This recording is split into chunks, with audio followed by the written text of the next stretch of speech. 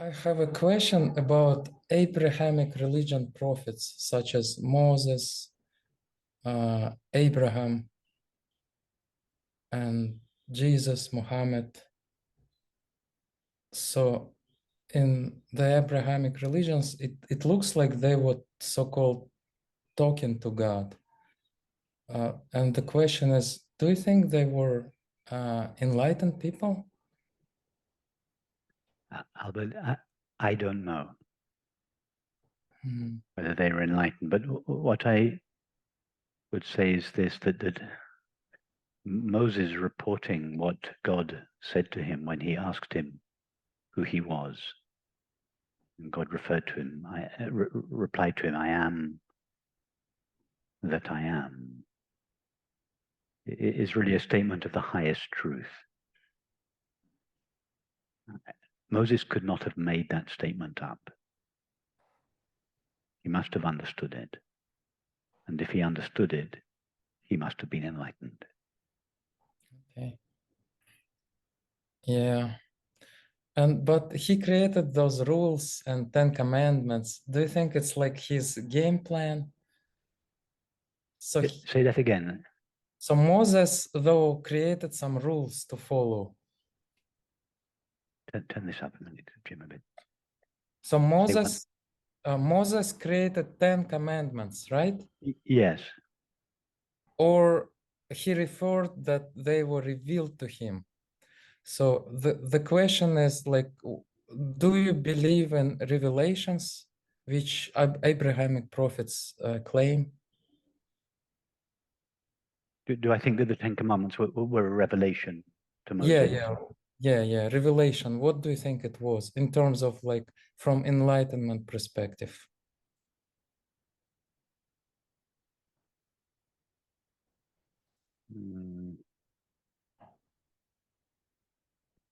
I think the Ten Commandments are really an elaboration of the one commandment, which St. Augustine formulated as love and do whatever you want, which Jesus formulated as love the Lord thy God with all thy heart, with all thy strength, with all thy might, and love thy neighbor as thyself. That's the one commandment. But I guess Moses thought that the people he was talking to wouldn't understand that, so he had to separate it out into 10 segments. But all the 10 commandments are implicit in the one commandment, love thy neighbor as thyself, or love and do whatever you want. But Moses formulated them for his generation. And that was appropriate because of the people, the time and the place in which he was speaking. Later on, Jesus reformulated the same truth, but for a new generation. And then St. Augustine in time formulated it for his time. So it's always the same understanding that is being reformulated for the time and place in which it is said. But it's always the same truth, the same revelation.